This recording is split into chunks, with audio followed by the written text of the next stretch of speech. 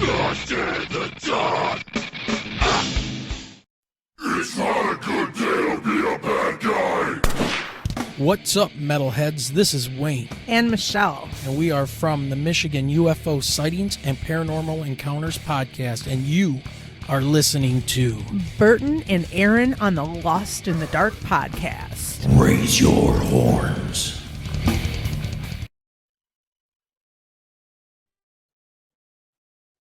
Hello, my name is Burton, and I'm the host of the heavy metal podcast, Lost in the Dark podcast. I have recently started a new venture called Follow the Reaper podcast, an all paranormal podcast where we explore listener-submitted and personal first and secondhand accounts, true accounts of the paranormal or anything unexplained. So if you or anyone you know has a first or secondhand paranormal encounter or an unexplainable encounter that they would like shared on the show, please feel free to submit to us at Follow the Reaper on Facebook or Instagram, or Follow the Reaper podcast at gmail.com. We would love to hear from you. And of course, enjoy this episode of Lost in the Dark podcast. Welcome back, Crypt Crow! And thank you so much for joining us on this episode of Lost in the Dark, Lost in the Bog podcast, both rolled into one on this one. This is a really cool one for me. Tonight we are talking all things Nope, the new Jordan Peele movie that just came out. I am on tonight with Alex from Bog Talk podcast and Bog Wraith Band, the lead vocalist.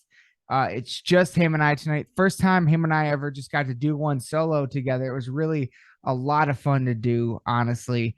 And we kind of just did it to because we were the two that saw the movie at the time of this recording, and we just both had a lot to say about it. So this whole episode is all about the film Nope.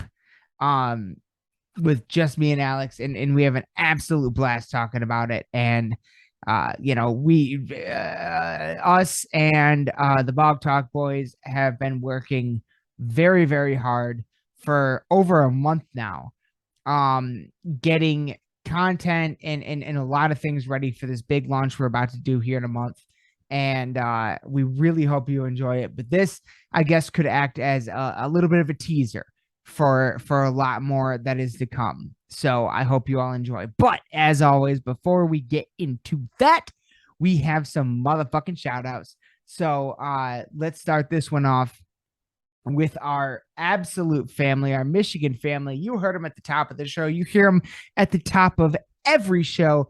Not only that, you hear us in every single one of their shows. Of course, I'm talking about the Michigan UFO Sightings and Paranormal Encounters podcast, coming to you from the glacial dumping grounds known as the Michigan Basin. Wayne and Michelle are a Michigan-based husband and wife educator and podcasting duo that examine UFOs and other paranormal topics within Michigan and beyond. Topics include UFOs, the paranormal, conspiracy theories, ghosts, alternative history, the Michigan Dogman, Bigfoot, cryptids, and all things strange and paranormal. Of course, absolutely one of my favorite podcasts that I've ever found. I found them on like episode 3 when they first talked about the Dogman, I think. And they're just some of the best people I've ever met. We've done tons of crossovers. We've done tons of cross promotion. I promote them every episode we do, as you all know, because they really mean the world to me. And it's absolutely a show that I look forward to every new episode coming out. I listen to every single episode. And as I always say, it is a gift that keeps on giving. It's a show where they have, if it's a guest that especially if it's a guest that I've never heard of before, because they have tons of great ones. Especially if it's a guest I've never heard of before, I end up following them on all their social medias and channels. Everybody that they've had on is interesting and totally worth following. So I cannot speak highly of them enough. Again, everybody be sure to check out the Michigan UFO Sightings and Paranormal Encounters podcast. That's our family right there. Check them out. And then our brothers over there in Wisconsin, the Dipping Milk in Cookies podcast. Join your hosts, Garrett the Cookie Commander Smith and Mike the Master Milker Segovia, as these two best friends try to figure out this thing we call life using friends, guests, and microphones. And man, they are just the best. Garrett, of course, the guitarist from Reflection of Flesh, the Milwaukee, Wisconsin metal band. Absolutely amazing. We love getting to see him every time. We've gotten to meet him a few times now, and he's just the best. And they recently did a little shout out episode, mentioned us, and that really meant the world to me. So yeah, we will one day, and trust me, everybody knows the holidays, and by the holidays I mean Halloween and Christmas, are really big for us here on Lost in the Dark, and it will be on Lost in the Bog as well. And we're gonna be reaching out to a lot of people over the next few months. Hopefully we have a really strong ending of the year in terms of having guests on, guests that we've had on before, guests that we've never had on, and all of it, just all of it. Like I really hope to put a lot of really special stuff together, especially after the launch for everything this year. So yeah, everybody be sure to check out, and hopefully our boys from Dipping Milk in Cookies will be included. So everybody be sure to check out all things Dipping Milk in Cookies, available on all your favorite podcast platforms. Now, finally, we got a couple shows to shout out, because I know this episode will be coming out before in the middle of this tour, at least. The Legend Recording Agency presents the Hell on Earth tour, featuring our brothers from Raleigh, North Carolina. War! Come on. Like, our boys from War are back, and they will be back. They will be here in they'll be at Toledo Death Fest in Toledo, Ohio on Saturday. Then they'll be in Westland, Michigan on Sunday at the Token Lounge. And then they'll be in Illinois on Sunday. And then they go to Iowa, Wisconsin, Ohio, and Pennsylvania. Those dates run through the 28th. Everybody be sure to follow All Things War. Again, WOR. Be sure to follow All Things War on all social media, and you'll be able to see all their current tour dates. And if you're in any of those areas and you want a fucking fantastic night of heavy fucking metal, go fucking check them out, because there are a few that are better. I'll tell you that right now. I've seen them live, I think at least twice now. Yeah, I think at least twice now. And I hope to see them. Honestly, I'm going to work very, very, very hard to see them again this weekend, either at Toledo Death Fest or at the Token Lounge in Westland, Michigan.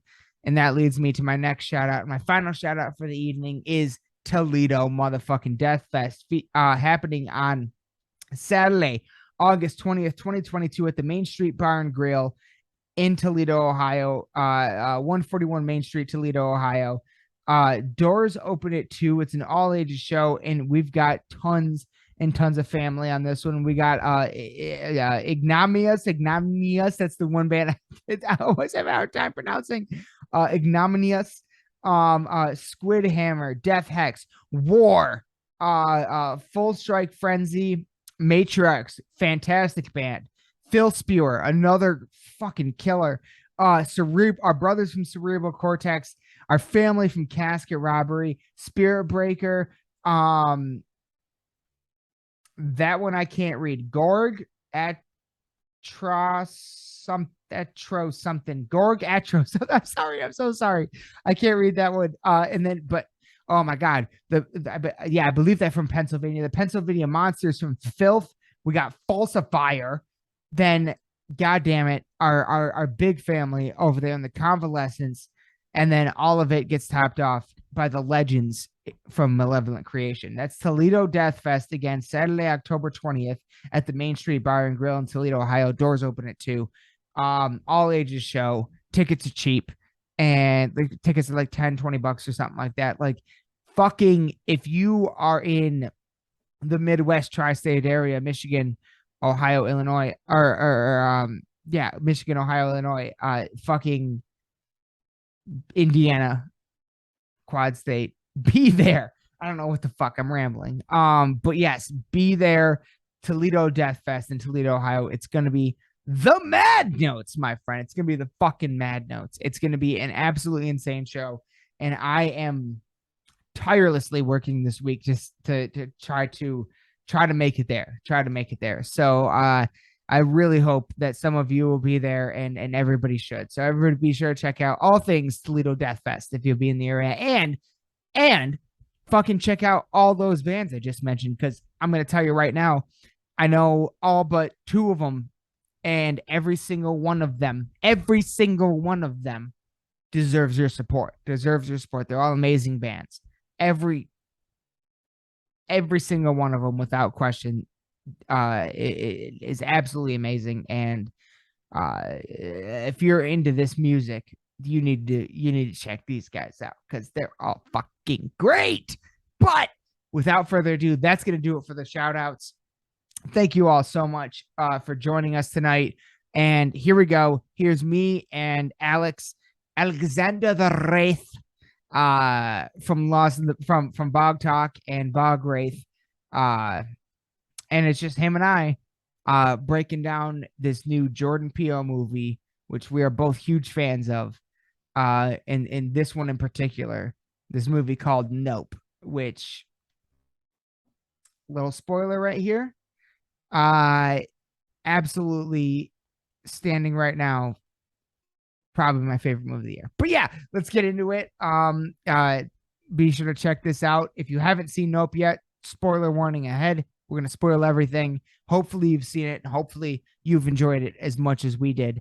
Without further ado, my friends, welcome Alexander the Wraith back to the crypt on Lost in the Dark and Lost in the Bog podcast.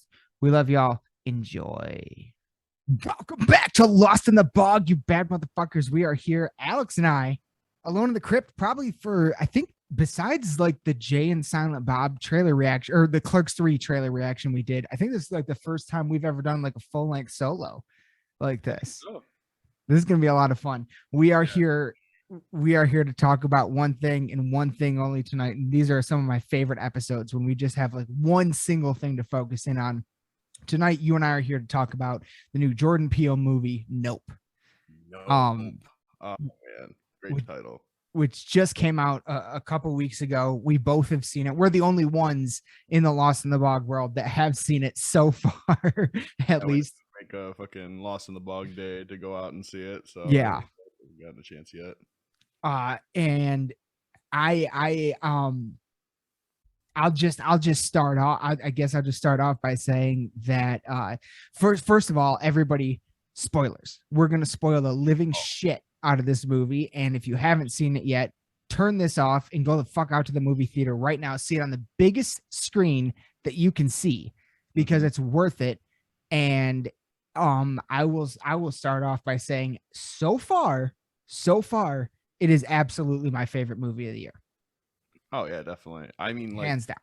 When Jordan Peele says spectacle, when he's like fucking doing the press junkets and stuff for all this, like, I was like, okay, I get it, yeah. And then I was like, no, he meant it. Like, this is like such a classic summer blockbuster feeling movie. Yes, it is. It's yeah. There's so many aspects to what 100% what you just said. It is a classic summer blockbuster movie in the sense of Jaws, in the sense of Jurassic Park, Close Encounters of the Third Kind, Steven Spielberg in general. Mm-hmm. I mean, it feels like all those things combined into one. And it really, you know, for people like us who grew up with those movies, who grew up with like the Jurassic Parks and Jaws and all that stuff, this this feels like home again. This feels like those movies again. Like this feels like that. And that's unbelievably special to me. Like when I was sitting there watching it, I was just, my jaw was on the floor for half the movie because I was just like, this is it. This makes, like, you don't have to be Marvel. You don't have to have superheroes and shit. Like you can just make a great fucking film. And it's totally unique. It's really, while it nods and borrows from a lot of other things, it's totally unique on its own, I think. And it's been a while since we've had something like that. And Jordan Peele keeps giving them to us with all three of his movies. And this, I think, is my favorite of the three. Honestly, I would agree with you there because like Get Out was like already the pinnacle, and then like, really Us fucking was, like, good, pretty good, but like it couldn't beat Get Out. Right? This but one, it was still really fucking good. But this one's like, just they're all such a unique ride. Of a yeah, movie, yes, because you don't get like a very similar feel or like tropey like atmosphere that like some directors end up falling into. oh yeah, If you showed somebody these three movies with zero knowledge of who Jordan Peele was, it would end up like them being like, "Oh, those were really wild and different movies." absolutely. Yeah, he definitely does something different every time. And man, like the scale of this one, but yet, see, that's one of the things I love about it. That's what I love about Clerks. That's what I love about like a lot of movies that aren't dealing with like superheroes and all that stuff. I love a really good grounded, like something ground level. That's why I love Daredevil. You know, I guess that's a superhero, but like I love grounded shit that's like taking place on the surface level. And this felt like that all the way through, but yet it has this extraordinary, thing going on, but yet it still feels very grounded. And like, I okay. Before we start just really diving into it, I want to ask you this. Okay, because I'm having a hard time. I cannot think of an alien movie, a movie where there's an alien in it. I cannot think of one that I like more since like Contact. And I'm not even saying I like Contact more. I'm just saying like that was one of the last great alien. There's Contact, there's Arrival, there's The Fourth Kind. There's all these movies that have come out in the recent years, but I would say if not Contact, then Alien 1. Like this is the best alien movie I've seen. Like where would you put it? Oh man, that's actually a really good point because honestly, I feel like alien cinema in general has gotten to that point where it's a little rough. Either really obscure and like hard to watch, like that Fried Berry movie, or like I don't even think I saw that one. Typical like, oh, I've come here to save my kind and blah blah blah, and like it's like always like I don't know. Paul was great. Yeah, Paul was fun. Paul is a good one. I forgot about that one. But like, like Arrival was pretty good, but it was basically Contact and just not as good as Contact. Close Encounters of the Third Kind, Alien. I mean, all the Alien franchise, I love all of them, but like, the first three are definitely the best.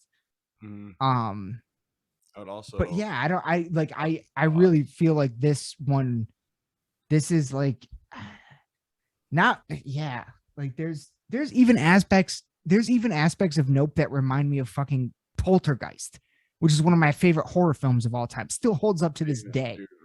They're here in the actual movie. They did nod to it. Yeah, I caught that too. Lots of good homages and stuff, like the Akira fucking motorcycle slide towards the end. See, I didn't know about that until I watched like some YouTube videos explaining it because I'm not familiar with the anime, but that's really cool. That I really liked. And apparently Jordan Peele was supposed to direct it, and he turned it down because he's like, I don't want to fuck it up or something like that. That's a big responsibility, honestly. Yeah, that's what I understand. Even though I'm not familiar with that anime, I understand that it's a very big property now. Like, oh yeah, dude. It's just one really big mind fucked of a movie. Honestly, it's kind of like the movie Chronicle. Oh, okay. All right. Yeah, I know Chronicle. Friend gets superpowers, Yeah. drunk with power, and then he becomes like extremely, extremely drunk with power, and like it goes way further than Chronicle does, but like it's wild. Well, that's kind of cool. That's pretty cool. But yeah, no, like so many little nods, so many little references. I loved that. All right, you know what? No. We'll just start. All right, let's start it off. All right, so started off in the 80s with a good old-fashioned family sitcom known as Gordy's House. What does Gordy's House have to do with a bunch of fucking aliens, you say? Oh, I do say yes. It's deep. Okay, that so because the movie does start on that, and that is the one aspect of the movie that I don't feel like I fully understand. So I don't totally get why that was such an important plot point for most of the movie. Help me out with that. So you got Steven Yeun's character, Juno. Yeah, Glenn. June. Yeah. Glenn from Walking Dead is riding on his child stardom. You know, he was like always like the Asian kid in the show and stuff. And like they make a lot of note of that, obviously. And the fact that he was the like lone survivor not getting mauled or killed by that monkey was like his like bad miracle, as they like say it later on in the movie. Like one of those things that you almost feel like you were meant to like live through or some bullshit. Like it's, I don't even know. It's weird, man. There's so many layers to the fucking Gordy's House shit. Yeah, see, I want to unpack. I want to get to unpacking those because I like it was every single time that show, like that they spend screen time on that, it is like edge of your seat, enthralled. Like it's like, holy shit, what's going on here? Mm-hmm. Every single time it's really intense. It's really cool cinematically, but like to the relevancy of the story of Nope, it just, I never understood it. I didn't get it. But I guess on some level, also it's like one of the main themes of like the taming the wild beast feeling. Right. That's where I was gonna go. Yeah, like it is so kind of that. Also the don't look into the eyes thing that comes from even at the safety demonstration that OJ does in the beginning with the horse. Right. Yeah, the very, very beginning when he's on set and they first meet that creepy director. So yeah, we start off. Otis Sr. dies because right. The only way that fucking coin could have gone through his head is if he looked up and fucking die. And he was looking up. Yeah. And so yeah, we start off in like this the Gordy. What's it called again? Gordy's house. Gordy's house. Yeah. Gordy's house. So and it's named Gordy. Literally a typical like 90s sitcom where it's like a family, a normal family in a suburbia house with a chimpanzee. You got the mom that went to space with Gordy and they adopted him after the mission. And oh, I forgot about that. Yeah, that's right. Yeah. And then you got June's character. I forgot what the name of the character was in Gordy's house, mm-hmm. but he's like the adopted son, and then you got like the older daughter, and then the monkey. Right. Yep. Typical like nuclear family situation. Yeah. And yeah, it kind of starts off there, and then what? We jump. Nothing really. Oh yeah, it does get violent right at the beginning, doesn't it? Yeah, it's yeah. They show some of the during the attack. During the attack, yeah, that's right. Early in the attack after he mauled the little girl, and we still don't really understand what's going on. Like at that point, we don't really understand what's going on, and then we jump to what are they? The Hayward? Yeah, Hayward Farm. Yeah, Haywood Hollywood horses. That was it.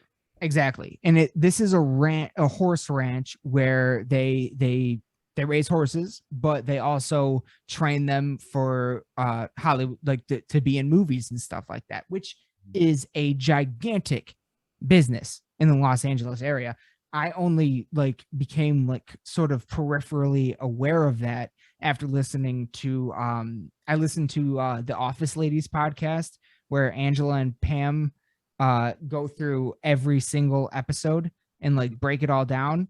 And Angela, obviously, her character always had a lot of cats, so they had a whole lot. They had to deal with Hollywood animal people that train animals to be in movies and all that kind of stuff. So they've talked a lot about that kind of stuff on that podcast. That's the only reason why I'm aware that that's even a big thing out there. But of course it is, there's tons of animals and tons of movies. Ace Ventura, for Christ's sake. Capuchin. But so that's where our main characters are. That's home base. That's what our main characters task in the movie is, essentially, is that's what they do. That's how they get involved. And right off the bat, they're just what's his dad's name? It's OJ, and what's his dad's name? It starts with Otis. Yeah, Otis. Yeah. It's Otis Sr. and Otis Jr. Yeah. And they're just out having a normal day, tending to the horses, and then things start falling from the sky. And those things are pieces of metal, keys, coins, things that might be in someone's pocket, basically. And they were looking up, and sadly, Otis was looking up, and one of those coins went through his eye right into his brain, killing him. Got out real fast. That fucking scene of him driving in the car was gut-wrenching. That was blood and just trying because because and shot brilliantly, because the way the camera's framed, the way everything is framed at first you don't see the extent of the injury. They kind of bury that lead for a second, because at first you're like, oh, he might be able to make it, and then when that camera zooms around and you see what's going on and the blood starts squirting, you're like, oh, he's gone. It's and it's tough because I can't remember that actor's name. Keith David. And he played Spawn, people. Anytime he shows up on screen, you just want more of him. He's just a great actor. So it sucks when you gotta see him die in the first sequence. Right, exactly. Killed by a buffalo nickel of all things. Wow. And then it's not long later that OJ's sister shows up. What's her name again? Emerald. Probably my favorite aspect of this movie is that brother-sister relationship. Yeah, they're very two sides of the coin kind of thing. Very much. They play off each other so well. She's a little bit crazy and he's so hardcore reserved. It's so fun. Anytime they're going off each other on screen, it's so fun to see. So she comes in, obviously, because their dad just died. So she's got to come in, got to have a funeral and all these things. And then but she kind of enters, though. Doesn't she kind of enter for the first time when they're on set?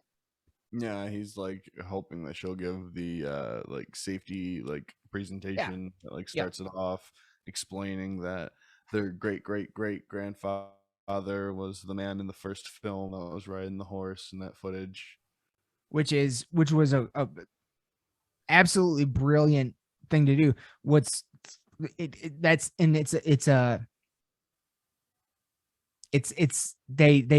kind of retconned that a little bit, because that's not actually, as fucked up as it is to this day, nobody actually knows the name of the jockey that was riding that horse in real life. But I like how they retconned it for this in the context of this story. That makes it really cool. I loved that. I loved that aspect.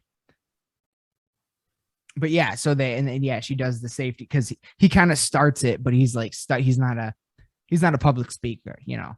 OJ would never start a podcast. Like, I love because you can tell that she memorized the way that her dad said it. Mhm. She said great great grandfather, and he said, I'm gonna be like great. yeah, he had to add one. one. Yep. Yeah, I loved that. And then at that point, yeah, so we do, and this is also where we meet. At that point in time, I think he was being the director of whatever that piece. I think it was a commercial that they were filming, and they needed a horse for. Yeah, and the director, like the creepy guy, I don't know who that is, but he was a great actor in this. Great voice, like striking voice. You know what I mean? Mm-hmm. I liked how he came back in the end. Yes. Oh no, that was critical. Yeah, but so that's where we first kind of meet him for him to be able to come back later. Mm-hmm. And then I think the next shot is them driving away from the set after the horse kind of freaks out for a second because nobody was listening to OJ. And now they're driving to Jupiter's Claim. Yeah, Jupiter's Claim. Yeah, because OJ wants to sell the dude another horse, the dude that played Glenn in Walking Dead. His character on like the Dude Ranch like kids show that he used to be the star of, his like character's name was Jupiter, so he started his own little like theme park around Jupiter because Gordy's house didn't work out. Right. When and they go into his office to sell him a horse, he's like, "Oh, you want to see something awesome?" Well, he'd never met Emerald, the sister, and she was like, "Wait, are you that guy?" And so like she kind of like played, you know, like every they were. So she was like, wait, I remember hearing about this. Yeah, and just like someone who was a former star who, you know, isn't anymore, and someone's interested in what they used to do, they're like, I'll show you something. Like, of course, like that totally plays on that trope. It's a great trope. He gives him the whole spiel about like, oh, you should just watch the SNL sketch where Chris Kattan played Gordy, and he's out there just killing it. And like, it's like, that happened to you, dude. Why are you talking about it like this? And like, he is so enthralled with like the spectacle of like the whole situation and stuff. So he has a shrine built to Gordy's house. Yep. With all of the shit. One solitary shoe sitting in like a glass case. He's got like videos of like Gordy's house playing and like the funny moments and the good times. And like the shirts and like little memorabilia, and he's like, I normally charge people like a good bit of money for this. And it really plays on that. And this is what, like, because I watched a bunch of interviews and stuff like that. I'm not just like pulling this out of the air. Like, I watched a bunch of interviews with Jordan Peele where he was like, that's kind of a major thematic element in this movie where it's the need to be seen. Like that, what is, you know what I mean? Like that need to be on camera or to not be on camera, like with the character OJ, who doesn't want anything to do with it, but his sister wants the Oprah shot. Mm-hmm. So it's that yin and yang going on throughout the movie, which I love. I love whenever they play with that. It's really cool. Yeah, she's all the charisma and he's all the spine and discipline. Yeah. Yeah, and that comes full circle later in the film. So we get where are we now? Yeah, we go to Jupiter's Claim. He shows off his little secret room. Which for the record, it's actually really cool. One of the things I love about this movie is the set designs in Jupiter's Claim and at the ranch. All of it is real. All of it was actually built. All of it's practical. Very nice and like crisp and like it's an actual theme park. Looks absolutely beautiful. And yeah, that Jupiter's Claim is actually on Universal's lot and you can visit it. Like nice. It's a physical thing we can actually go to right now. Like it's there. So like it's part of their like tour now. So cool. so it's much like it's that, and I love, I love it when they do that. I love it when they actually build the shit and it's a very real physical. It makes the whole thing feel more physical. So we go to and then we leave, right? And then we go back to, and then now it's OJ's and Emerald's first time back at the house together on screen. Yeah, and they want to go rummage through the liquor and like have fun. Right. Right. Because she's gonna leave tomorrow, is what she said. I just want to stay here at night or something like that. She's about to take off. And so let's hang out and get drunk. They turn on music. One of the horses starts freaking out. And that's Ghost. Yeah, Ghost. Yeah, the white one. And that's when so OJ tracks it. And that's when he first sees something in the sky. Yeah, like because he was like, "Oh yeah, I'm tracking this horse, man. I'm tracking it," and then he looks up and it's tracking him. Yeah, like that was such a wild fucking visual too, where like it's like diving between the clouds through the clouds. Yeah, like no, it didn't move like a ship. It like moved like it was like trying to like sneak. Like, exactly. Something. It was so.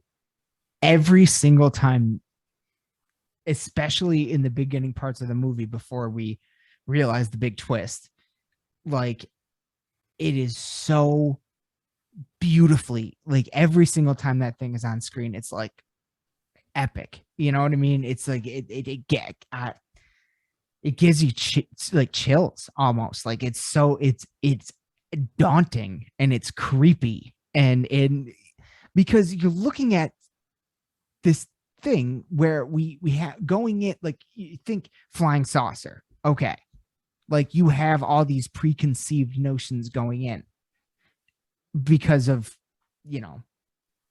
pop culture and all the things that they've said about flying saucers.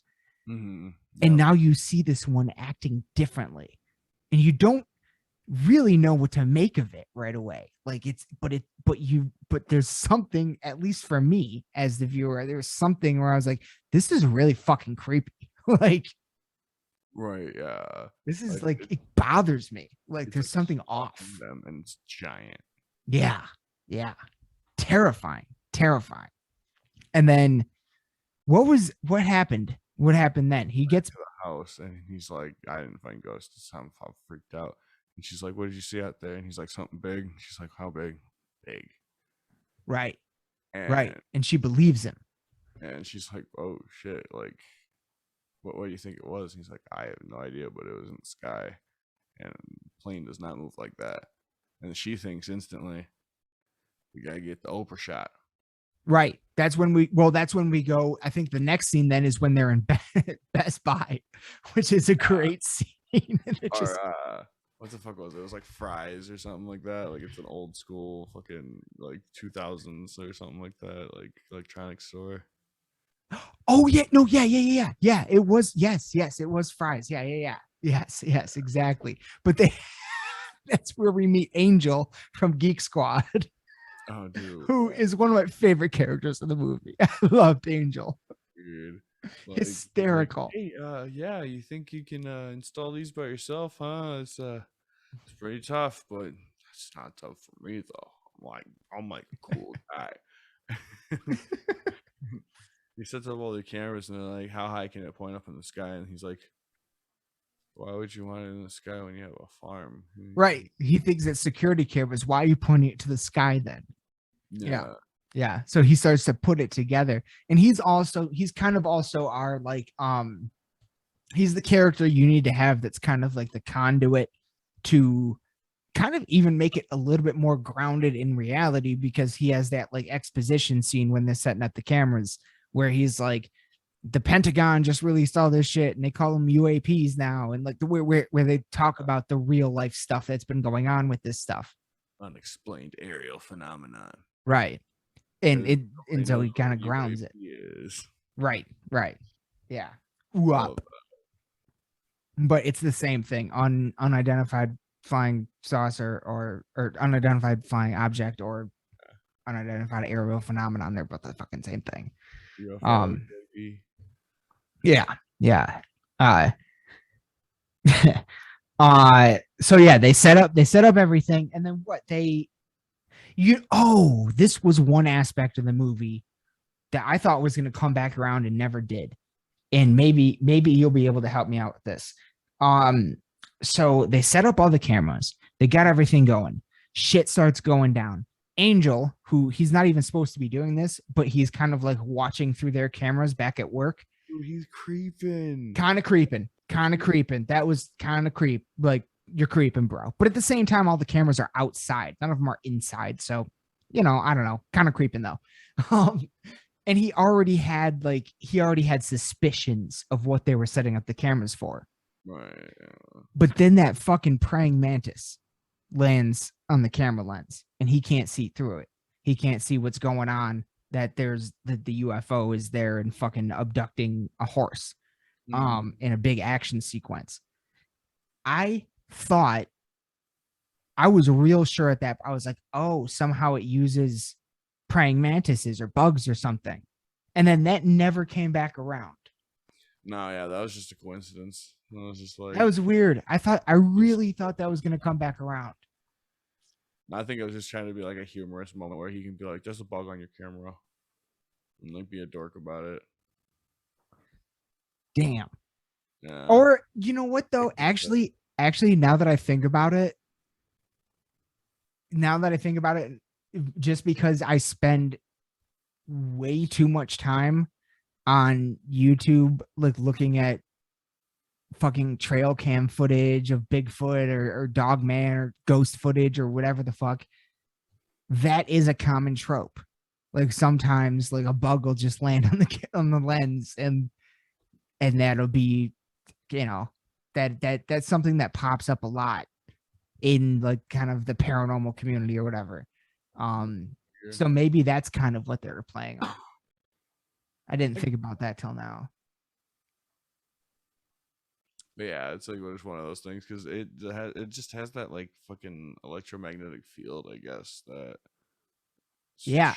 anything electronic off just like around it. It's basically a moving EMP. Mm-hmm. Like anything, and they never get specific in like the distance, but I got like a certain distance for it. Yeah, but it seems like, I mean, it's hard to tell because it's hard to even get a grasp on how big it is. Mm-hmm. But it seems like, especially later in the movie. Yeah, it definitely seems like a maybe like a 50-yard radius around it, and if it's over it, of course, if it's over anything, and then 50 yards kind of, it's got like a little aura, an EMP aura around it, kind of a thing. Yeah, 50 meters or something.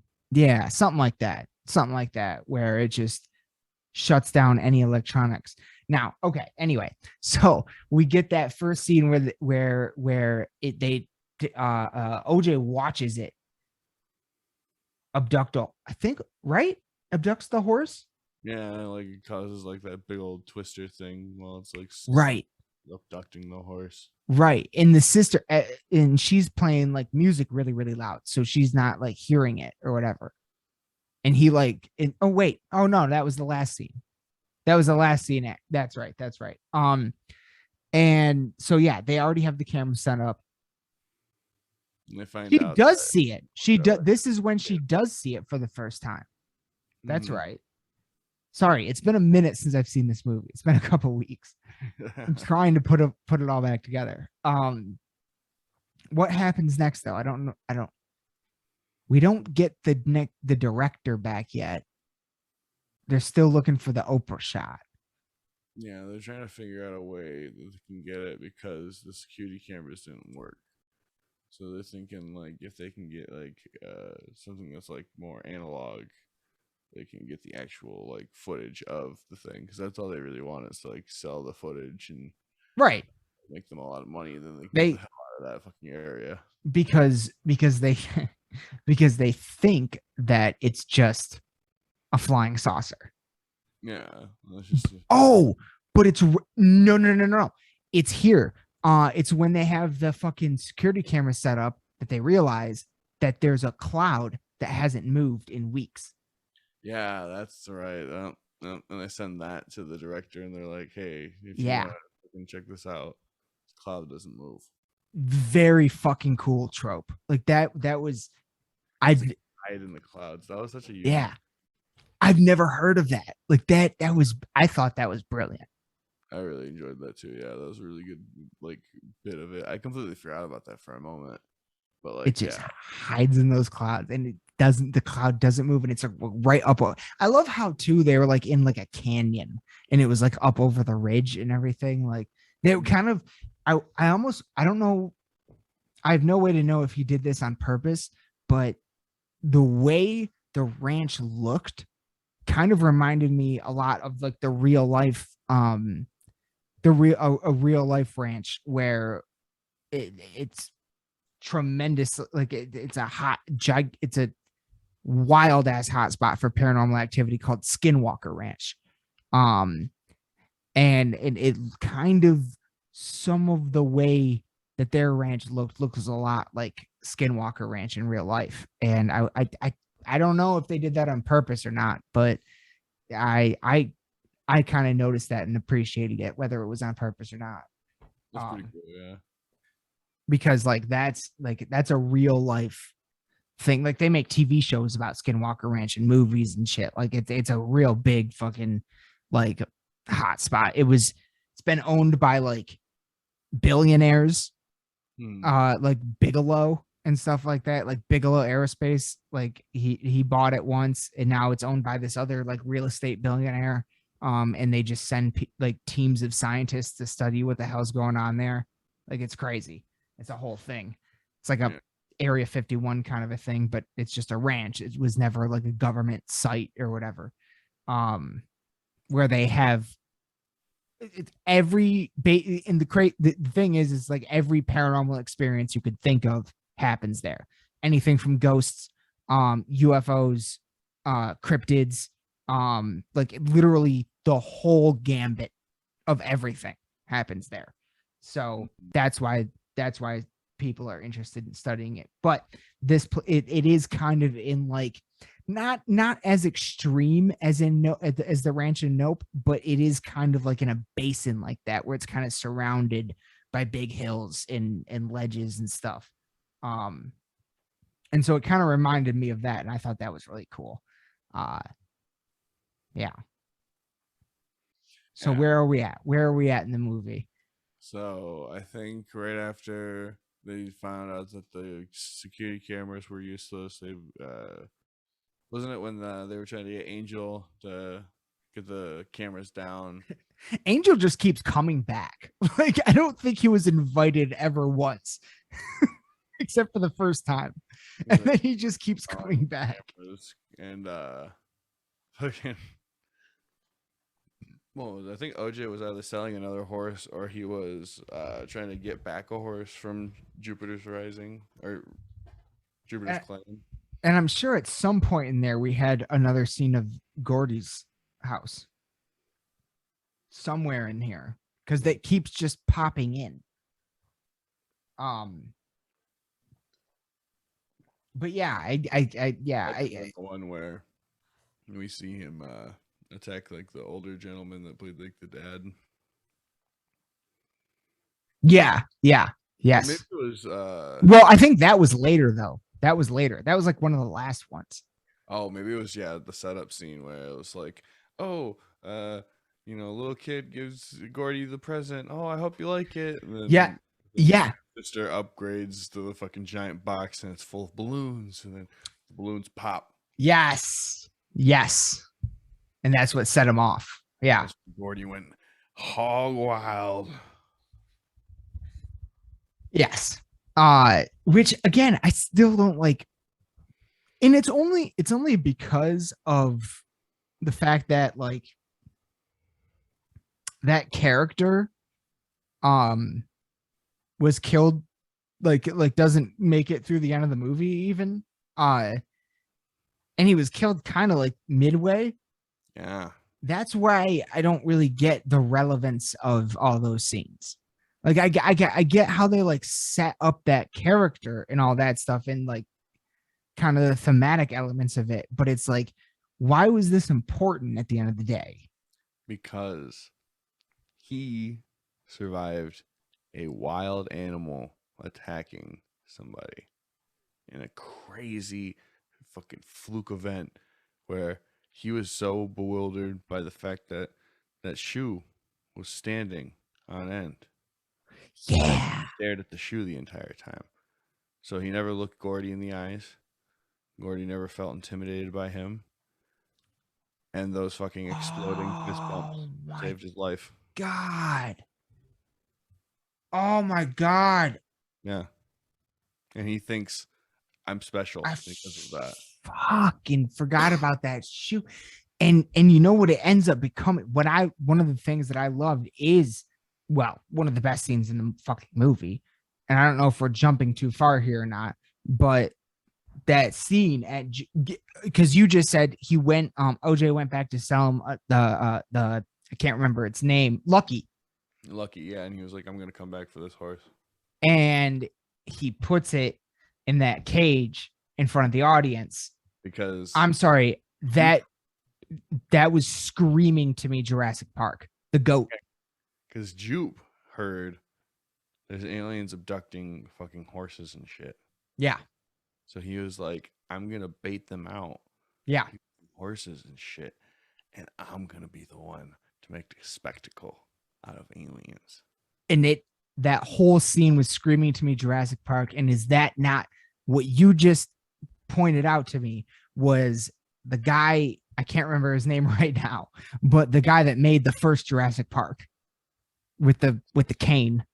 Oh, and in the white suit, basically Colonel Sanders. I mean, oh my God.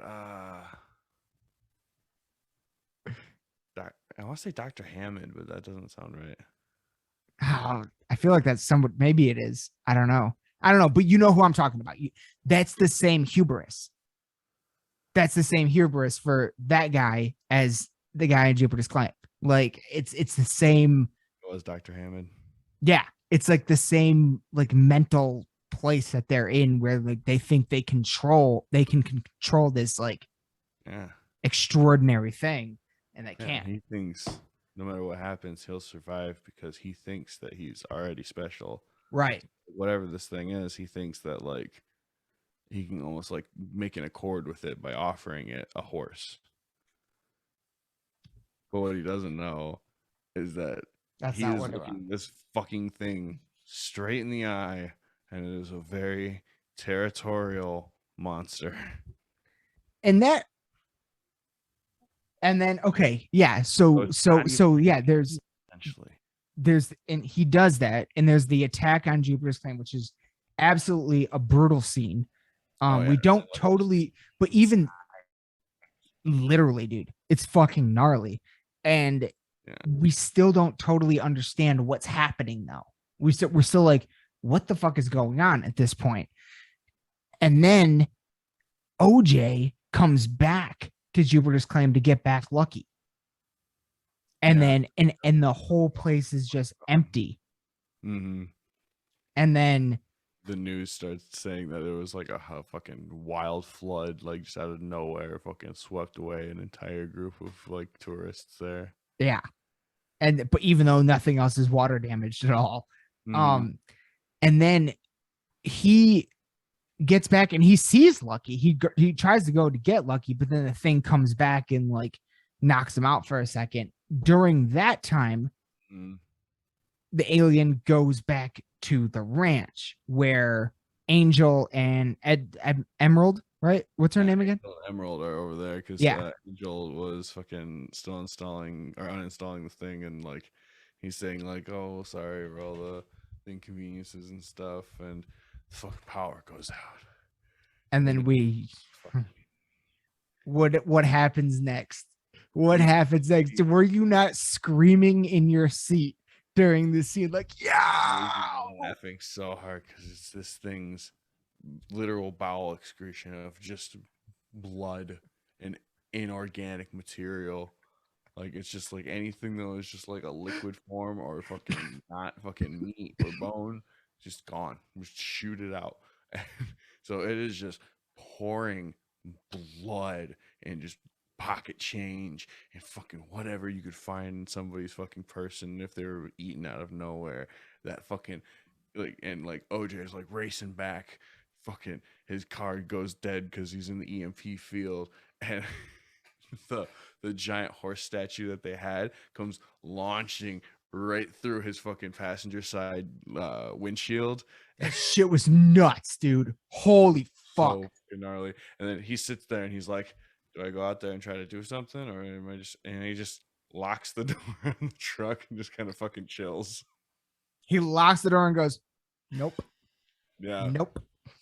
But it was literally raining blood. Like, come the fuck on. Anytime you have a movie where it makes sense to rain blood, I'm in. Like, I'm a sucker. Like, that's the coolest shit ever. Literally rained blood on this white house. Like, I think that was like 40 or 50 people and a horse worth of blood. Yep. Oh yeah. Tons. Yeah, tons. And then, and this is about when I think that's right. Because OJ was on his way back to the house while this was happening. He woke up after he got knocked out. Yeah. And that's when that's when we realized the twist of what's going on. That this isn't a flying saucer in the sense of that we think of flying, that where it's a ship with beings inside of it. No. Yeah. It is a being itself. Yeah. It is one solitary creature.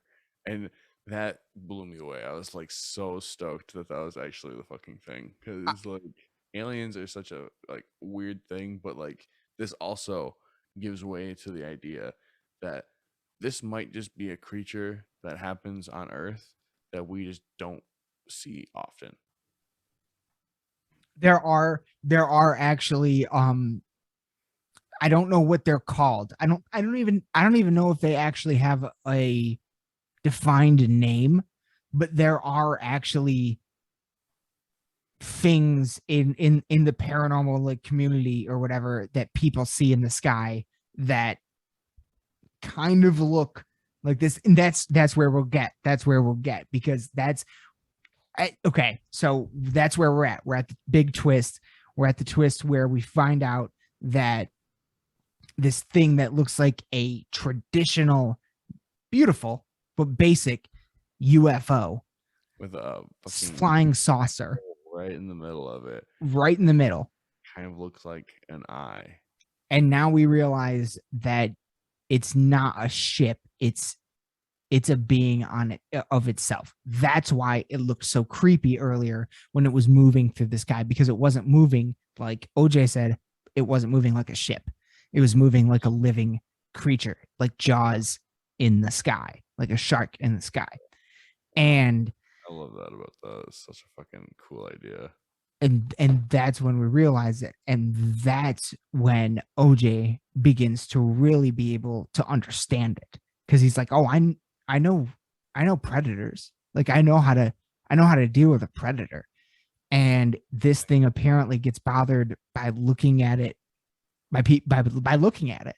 Yeah, because if something looks up, it always disappears. And like the horse statue was like something that looked like it was looking straight up into the sky. Right. So all of that also. And I'm not gonna lie. When that was first revealed, I was a little bit like, nah. Like I didn't jump in right away when it was revealed that it was a creature and not a ship. I was a little bit like, well, how are we gonna do this then? Like, what's going on here? But then later in the movie, when we really see what's going on, that all I was like, this is one of the most beautiful representations of extraterrestrial life I've ever seen. Right, it gets so much crazier too, because like, yeah, he like OJ goes home, he tells M about what he saw and like what it is and like how he thinks that he can kind of like defeat it and stuff, and they like start setting up the cameras, and the director came out and was like, that damn cloud hasn't moved an inch.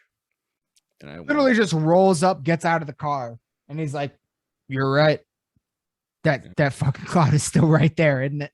Yeah, and he's just like, curiosity, you guys are the best of me, so I'm here, and I'm. But in the important part though, there is that he's with, now we got two like one super like good technology guy, Angel, and then we got the director who brings all of his analog cameras, where it can't be shut down by an EMP. And now at this point, we got all the fucking wavy dudes, the things you see outside of a used car dealership. The wavy. They use the big what they call them, like sky dancers or like noodle men or something. They all have whatever that is. Yeah, wacky waving inflatable arm flailing tube man. Wacky waving inflatable arm flailing tube man. Wacky waving inflatable arm flailing tube man.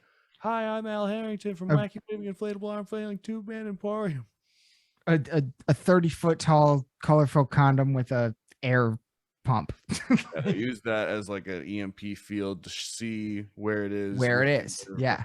Acreage. Which is again, very Jaws. That's the buoys in Jaws. Brilliant. It's very fucking like kid imaginative, you know? Like it has like that sense of wonder in like such a simplistic way where it's just like colorful fabric men. Yes. And I love how the sister had to go steal them all. Yeah, it was a really well done part of that. I really enjoyed that fucking little touch to it. And then that's also when TMZ rolls up asking questions about what happened at Jupiter's plane, bro. What's going on? Huh? You believe that shit? We need to talk about that a little bit. Because what was going on there? Because dude rolls up on like we never even see his face. He rolls up on an electric motorcycle. Yeah, an electric motorcycle for TMZ, and it's like I kind of thought this was like in like the early 2000s. Oh, you didn't think it was like modern day? Because like OJ uses a fucking flip phone and stuff. I kind of assumed that. Oh, does he? Oh, I didn't pick up on that. But then again, they do kind of talk as if it is modern day sometimes. Well, yeah, because the sister has a smartphone, and there are scenes where she's like filming herself on social media and stuff. That makes sense then. Yeah. So he's just like not with the times then. He's just old school. Yeah, that makes sense. Okay. Yeah. Because like I had like this impression for some reason that like the old technology was like reprehensible or like representable of like 2003 2005 era. Fair enough. But yeah, also opens up a lot more. But they didn't have a Geek Squad back then. But also, to your point earlier, they did go to a store that it's no longer in business. So maybe it does take place earlier than like right now. Or maybe it's like a floating. But it could be in between. Yeah. They're just doing the Archer rules where it doesn't really matter. It is. And you know what? That is one of the cool things about this movie is on some level, it is in that way kind of timeless because it takes place in such a weird place. Like that could happen at any point in time.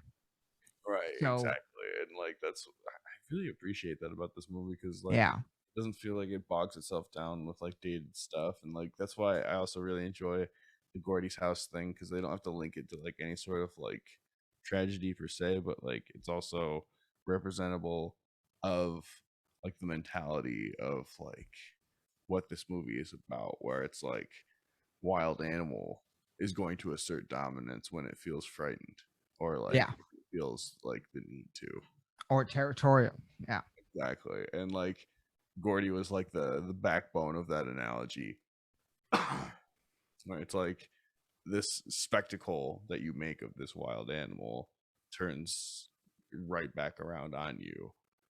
And it's like the Bible verse at the beginning. It's like, I will cast so much filth upon you. It's like, it's exactly what is happening. It's like, you get fucked. Okay. So that kind of that. Do you watch New Rockstars? Yeah. Yeah, I watched the New Rockstars that they did on Nope, and they brought something up at the very, very end that I was like, son of a bitch. The number 6 keeps coming up throughout the entire movie. The first Bible verse that you just referenced was six something, whatever. It took 6 minutes for the Gordy attack. Like it was 6 months from the first time they saw the UFO to like the next time or something like that. Like it was, the number 6 just kept coming up through the movie. And the New Rockstars suggested that it might have to do with another Bible verse, which right now I cannot fucking remember, even though I still literally have the video pulled up right here. I can't fucking remember exactly which one it was, but it's one that references the Nephilim. The Choir of Angels. Yeah, but a lot, but in the paranormal world, the Nephilim are like rumored to be like the ancient aliens. They are the ancient aliens that people are always talking about. They're the ones that came, and they were very angelic looking. That's where we get angels. They were very flowing. And then like in terms of their imagery, they were always very like flowing in some way or another. And look at what happens at the end of this movie. Yeah, dude, they feed TMZ guy to the thing, because like at first they're trying to save him, and he's being an asshole, being like, "No, take a picture for me, please. Take a picture." Literally, he's about to die, and he's like, "Still take a picture of me." Like that goes to like just that thematic element of needing to be seen and on camera and all that. Yeah. Yeah, you got the fucking sweat factory. That's Angel and the director dude fucking filing through like fucking giant like ammo trays of fucking film, trying to catch it. Yeah. Perfect shot. Reload. It's almost like Predator. Like, yeah, like they're fucking going ham over there, fucking dueling with the fucking cameras, and they realize that it's pretty fast, so it's gonna be really hard to get like the perfect shot. So after they get fucking homeboy fed to him, the director's like, "I'm going in." They're like, "Fuck you mean you're going in?" He's like, "I'm going in. Get everybody out of here and make sure you get that shot." And he fucking goes up on like the hill and just looks up and just keeps on rolling that fucking camera, because he knows that the thing is gonna spit it out anyway. So as long as it doesn't just break on impact, he should be able to have that live on. Yeah. And it does, right? It works. I'm pretty sure it works. Yeah. They leave it ambiguous. They kind of do. Like, yeah, because like they do leave it a little. Yeah. We never see the result. We only see the final attack. Yeah. We see a photo. Right. But it's at this point almost. No, not yet. Yeah, because I think this is after Angel got caught up and like was and they're balled up, and he got whirled up in that fucking tarp with the barbed wire and shit. Yes. Yeah, he got sucked up but he got wrapped up, so it didn't, and he was kind of on the outside. And now it's kind of like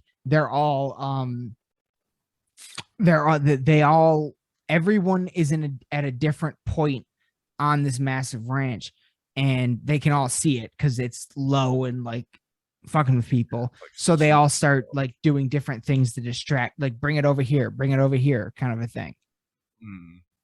And then there's at some point like much more action happens, and at some point is when it starts to change. Yeah, because this is when OJ gives Emerald the "get the hell out of here" look, and she's like, "What?" Yeah.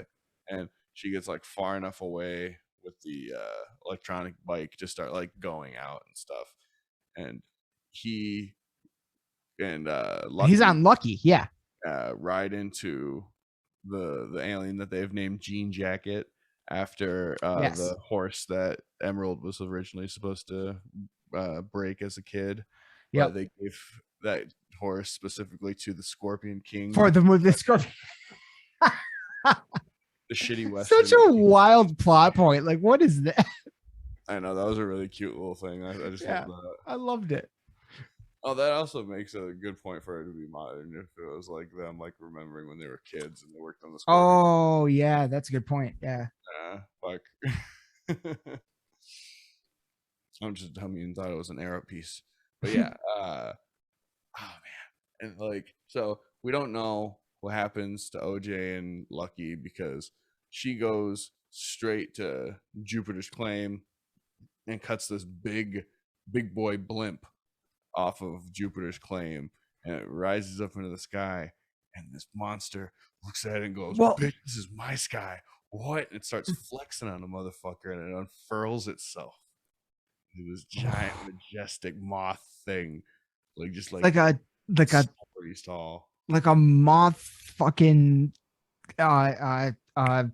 jellyfish sky monster. Like, oh wait, no, it did it before that, didn't it? Because it was on the ground. I was gonna say it started. OJ was the one that saw the original, like the actual mouth first, like that fucking square thing that like, on itself. And oh man, it's such like an eldritch horror fucking like cacophony of things.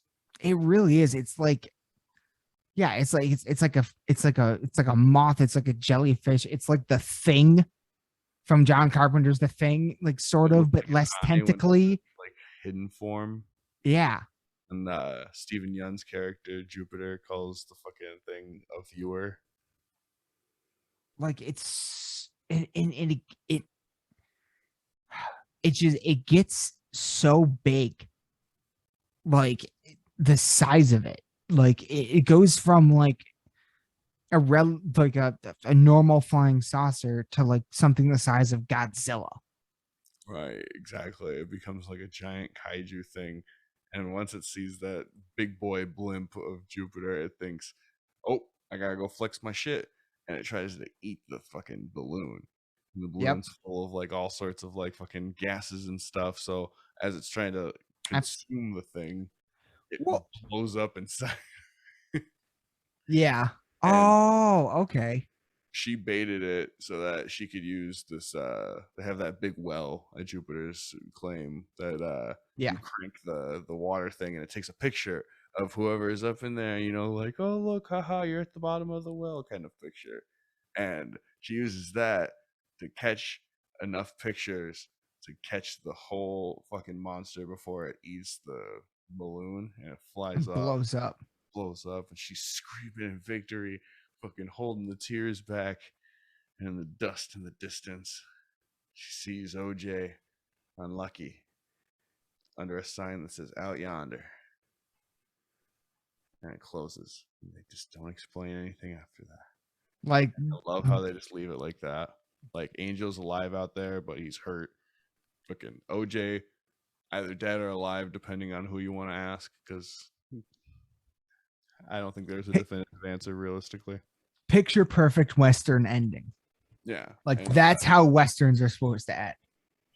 Yeah. Just, and that's kind of like another part of this, is that it is sort of a Western. Mm-hmm. I feel like it definitely had like a thematic roundabout to like where it was supposed to be. Now it's Emerald's turn to like take on like the family, like right. Yeah. I mean, I dude, like when that thing, when you start seeing it changing, they do it so fucking well because they do it in glimpses. Mm-hmm. It's like background shots where you're like, wait, is it morphing? Like what's going on? And then it unfurls, and it's like we already, like, we we've already at this point in the film established it as a threat, a very violent threat. And now like we're seeing its true form, and like it's beautiful looking. Mm-hmm. Like honestly, it's colorful. It's not the only monstrous part of it is its sheer size and what we already know that it does by this point in the movie. I love the idea that like it might not even be an alien. It could just be a actual creature that just we live amongst that we don't see very often. Yeah. This could just be something that exists.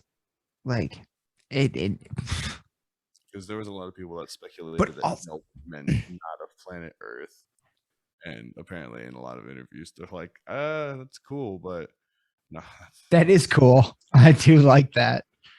They were just like, it's basically just like the response that most people would give in a situation like this. Just nope, get me the fuck out of here. Yeah. But man, it's the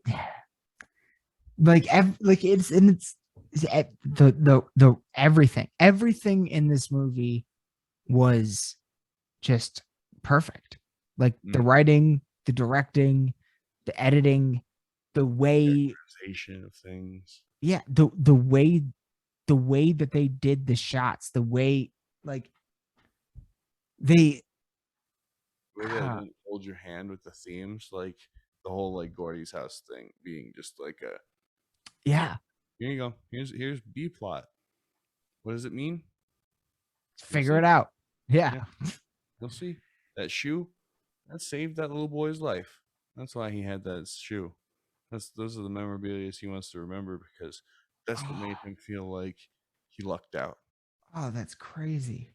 I did not pick up on that until you said it. Like that is insane. Yeah. Oh man. Like it's like the way they were able to like kind of, you know, it's like that's kind of the thing is it's like, how do you like the thing that made Jaws so brilliant is that you don't really see the shark until the end of the movie, right? The rest of the time it's just like kind of you just see a fin or buoys being dragged or like this other shit. And I don't think anybody's been able to pull that off again until Nope, because you don't realize until a certain point that you've already seen the monster, but yet you haven't seen the monster fully yet. Right. Like that was so fucking brilliant. Like, oh, really cool that there was like a secondary reveal of the monster, and then like the mouth also like being like a reveal, because like we see the normal mouth just being like that black hole that just like sucks them straight into the gut, basically. Which makes it look like a normal flying saucer just abducting something. Like it plays on all those tropes. Like, oh, they took that. See, and that's genius right there. You take something that like is familiar and you flip it. Like, genius, dude. Master stroke for Jordan Peele. Honestly, like I think there's a lot of people that are gonna misunderstand what this was going for, because like obviously it's like an analog for like how we consume media, and it becomes like this larger than life thing that consumes us almost. You know, you look into the void and the void looks into you. Yes. That's why this is like an empty black hole that comes and fucking sucks people up, because it's the things that watch you watch back. Yes. Oh. God damn it. Yeah, it's I don't know. It's a really interesting movie overall, and I love the fact that it is such a spectacle piece. You know, it really is. Like one of those big summer blockbusters that you would go get the fucking large popcorn and stuff. Yep. Like fucking go out, watch it on like a fucking ginormous screen that you can find. You know, the biggest. watch it on the biggest screen you can find with the biggest bucket of popcorn that you can find. This movie deserves every ounce of that. Sound It system is. also a must. Oh yeah. Oh yeah. Oh The yeah. fucking fact that the UFO makes noises where if you listen even in the beginning, it screams. Yeah, dude. Going screams. It's literally the things that it eats are screaming in agony, and that's the noises it makes. Dude. That was fucking terrifying. Like you literally, like when it flies over, you literally hear all the people inside of it just screaming. So fucking crazy, so wild. What a cool concept. Like, so, I don't know, interesting. Like, I feel like that's not a typical idea. No, dude, I feel like I feel like that's part of, like, I almost feel like this should have, like, how did a heavy metal band not write a concept album about this exact thing already? Like, this Right? leans so far into that. Like, it's crazy to me. But it is, yeah, to your point, it's very, and that's why I think I love it. That's why I think it stands out so much. That's why I think it's probably my favorite movie of the year so far, is because of how original it feels. It feels familiar, but it also feels very original and grounded and just, yeah. It doesn't feel like it's copying anything, but it also doesn't feel like, I don't know. It doesn't feel like yeah, like you were saying, it feels familiar. Yeah, it's not copying, it's just nodding. It's like it's using familiar aspects of movies, the big summer blockbusters that we all love. It's using like familiar aspects of those, but turning them on their heads and using them in a new way that makes it feel familiar but fresh and original, and like the perspective where it's like you've never heard of that idea before, so you're like, exactly, this way. Yeah. It's completely different, and that's, oh man. And I'm sitting, like, I literally, and that's one of the things I love, is like I sit every single time I'm in this space doing the podcast. I'm sitting across from an X-Files I Want to Believe poster, and that flying saucer looks exactly like the one from Nope.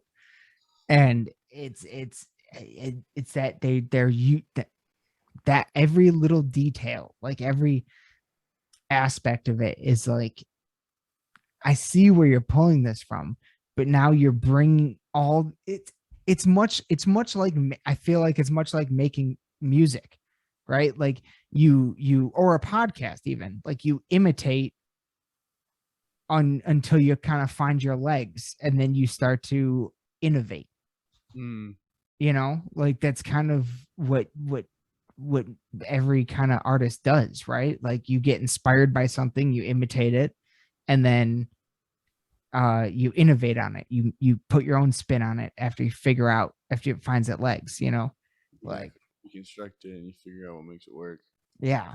And I feel like we were watching that kind of unfold in Nope, and that was very exciting to me. Like I was like, oh, I recognize this, but you're doing something new with it that no one's ever thought of. No one's been able to pull off in 30 years. Like it was great. Absolutely my favorite movie of the year so far. Oh, definitely, yeah. Absolutely. 9.5 out of 10, if not a 10 out of 10 the next time I see it. Yeah, I definitely need to see it more than one more time. Definitely need to see it. Trump was a mind blower, but I would kill for an episode of Gordy's house. Right, an actual full episode. Yeah, that would be sick. Like even just like a scene, you know, give me like a 5-minute long scene of them like just in the fucking living room talking to Gordy and shit. Have you you have Hulu, right? Yeah. There is a movie, I don't know if you've seen it, and I can't remember if it came out because of, you know, pandemic and all that shit. I can't remember if it came out this year or last year because it like got delayed.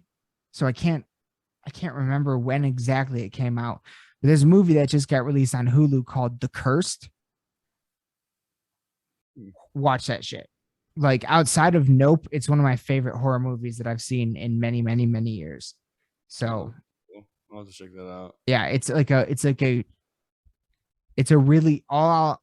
You know what? No, not even. Nah, no, I'm not gonna say it. Not gonna say it. I don't want to. Just go in. Just trust me. It's fucking sick. It's really, really, really fucking good. Whole thing unravels, huh?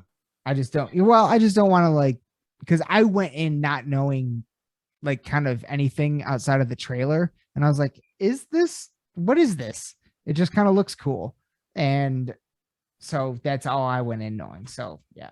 That's how I felt about Nope. I was like, I want to know as little about this as possible. I think Yeah. And that's all I need to know. Yep. And then it totally flipped on us, which is why it's brilliant.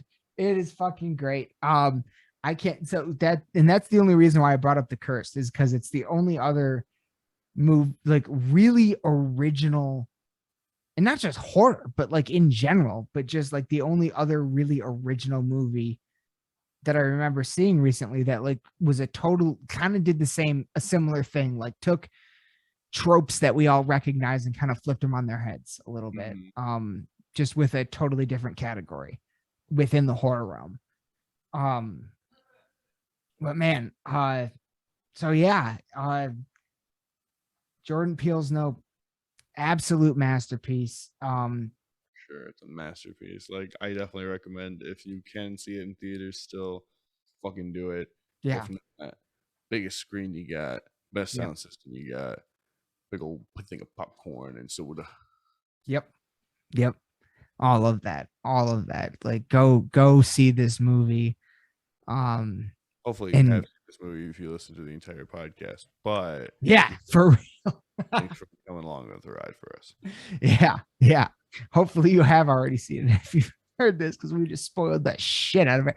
But we also skipped over a bunch of stuff, so we didn't really like. There's a lot that we didn't like touch on. Good like character intricacies and stuff that we're probably not going to be able to remember just like right off the bat. Yeah, we're not taking notes while we're sitting in the movies and stuff. Right. Like we didn't watch it twice back to back in the theater and with a notebook. Like we both just went and saw it once. But yeah, it's I absolutely love it. And you know what? Like, we've never done this before, but maybe this year, at the end of the year, maybe we'll do like our favorite movies of the year, and we'll talk about it again a little bit. Because Aaron and I always do the album of the year list, the Filthy 15. We've never done a movie one though, but I feel like under the Lost in the Bog umbrella, that could be cool.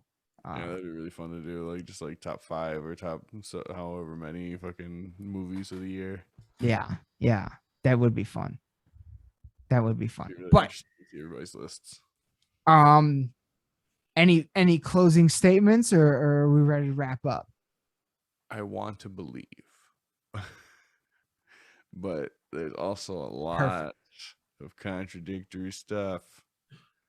I don't know. UFOs are such a wild thing, and this kind of took a different sense of bewilderment to them, and I appreciate the fuck out of that movie for it. Okay.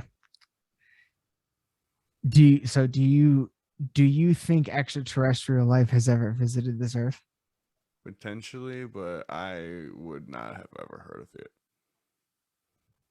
Fair enough. Because, like, realistically, there's no saying what could be out there. I don't know. I'm just a big old dummy. I'm with you, and it's I want to believe just like you. So yeah. I was like a big fucking alien dork when I was in fucking elementary school and stuff. I still am. Like, draw aliens and fucking like be like, oh, this is cool. Hell yeah. But alrighty then, everyone. I guess that's where we'll end it on. We want to believe. And Jordan Peele gave us something something really interesting to maybe believe and get scared about, and like now it's gonna be like one of those things where it's like you were a kid going into the pool and you're like, oh shit, there's a shark in the deep end, and you'd fucking like swim off and stuff, and now it's like you're walking around on a cloudy day and you're like, I swear to God, if I look up at the clouds, I'm gonna fucking die. It is, yeah, it is. Yeah, Jaws made us scared of the water. Jordan made us scared of the sky.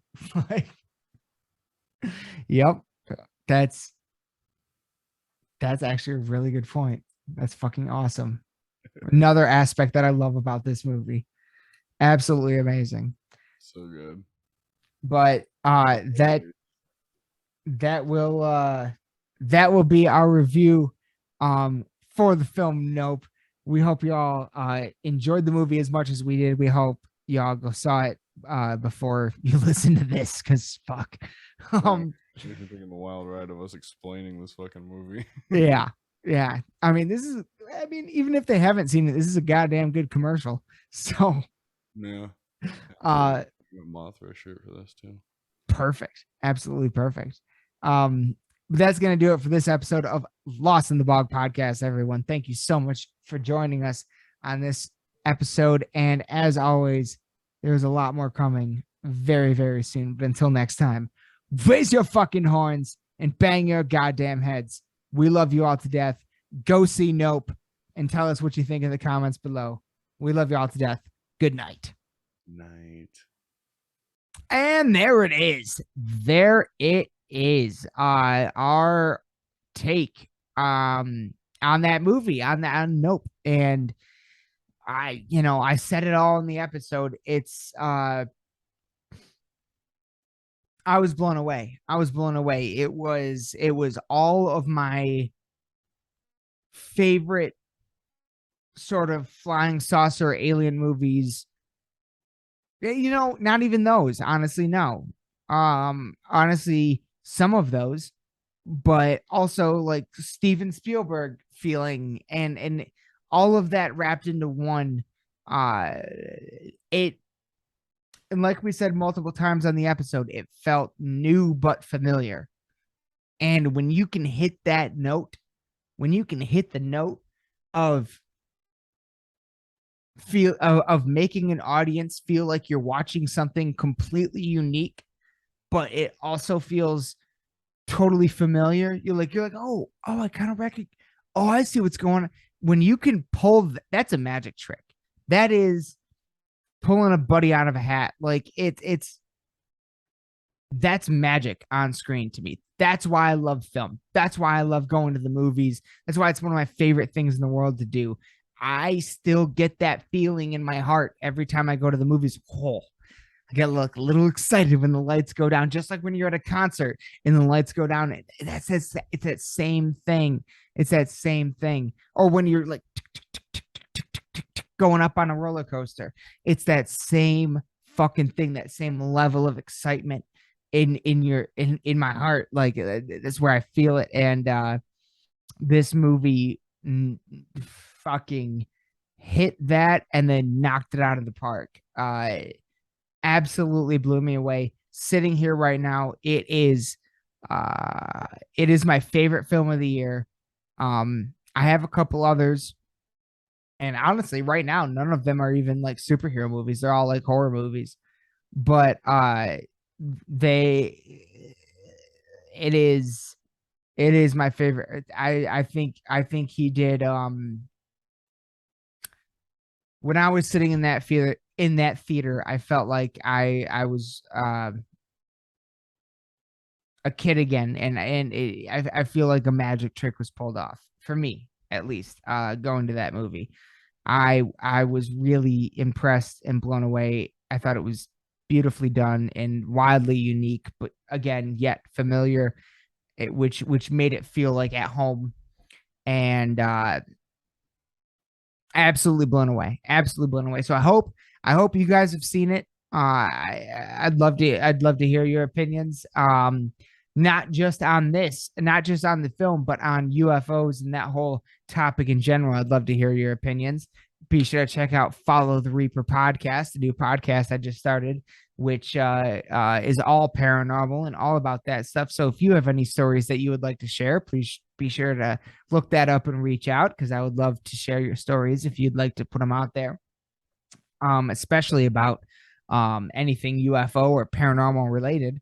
But this was a really great episode for me, really special, because it was the first time Alex and I got to do one solo or duo, and we had a great time. I think we had a great time, and this was a great movie to be able to talk about, and it was an absolute honor. So I hope you all enjoyed this episode as much as we did making it. I hope you all enjoyed Nope as much as we did. And without further ado, that's going to do it for this episode of Lost in the Dark podcast, Lost in the Bog podcast. We'll be back again, as always, very, very soon with so much more. Actually, there'll probably be a new episode of Lost in the Dark tomorrow. We're getting moving. We're ramping up now for our big launch. So we're getting moving a little bit more now than usual. I'm definitely going to be a lot more active on social media over the course of the next week, especially in the later part of next week. And I hope some of you join me for that. But that's going to do it for this episode. We hope you all enjoyed it. Go see Nope if you haven't. If you did, let us know what you thought. And we'll be back soon. But as always, raise your fucking horns and bang your goddamn heads. We love you all to death. Good night. Lost in the dark.